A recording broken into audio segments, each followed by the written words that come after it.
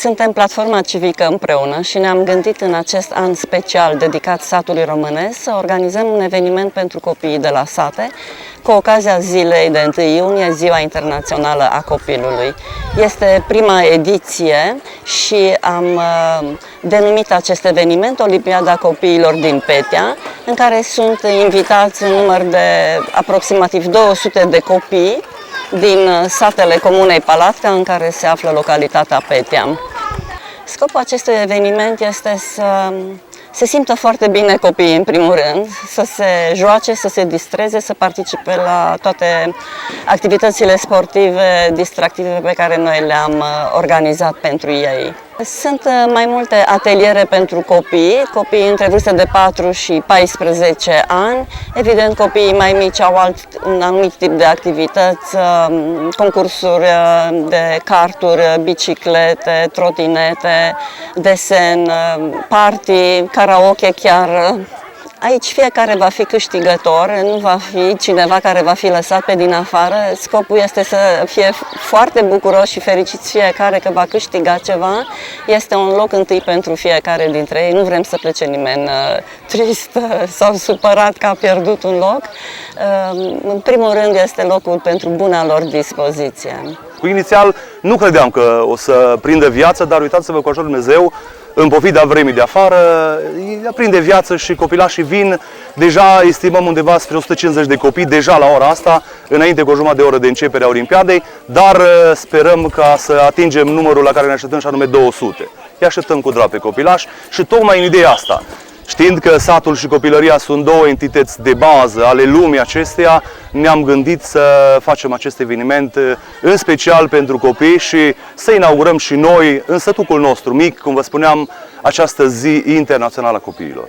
Este un eveniment pe care l-am gândit și îl pregătim de 2 luni de zile, împreună cu alți 5 parteneri foarte apropiați, cu care avem aceleași țeluri comune în a ajuta copilașii, în a face o prietenie între copiii de la oraș și cei de la țară.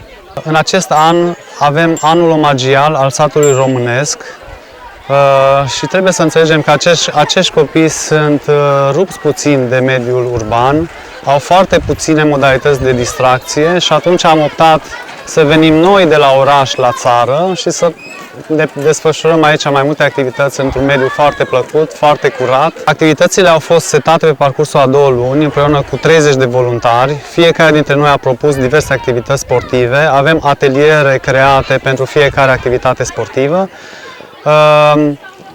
Se vor desfășura în 3 locații, înăuntru în Căminul Cultural o parte dintre ele, copilașii mici până în 8 ani în curte, iar cei care sunt până în 14 ani sus pe pajiștea satului în deal. Este un eveniment minunat și mă bucur să văd că tot mai multe comune adoptă această inițiativă de a organiza evenimente culturale, educative, iată ca cel de astăzi, în care copilașii, dar nu numai, să se bucure de acest minunat eveniment. Este foarte binevenit și felicit organizatorii. Olimpiada Copiilor din Petea vine de la satul Petea, unde ne aflăm acum, comuna Palatca, județul Cluj. Ne-am gândit să promovăm puțin acest sat, pentru că mai avem în vedere încă un proiect. Proiectul este de a construi o biserică în acest sat și atunci am demarat o serie de activități și evenimente care să susțină acest lucru. Este o certitudine că acest proiect va fi repetat la anul și deja ne gândim la Olimpiada Copiilor din satul Petea pentru la iarnă. Căutăm modalități de a susține acest proiect, căutăm sponsori și probabil că vom repeta foarte curând această acțiune.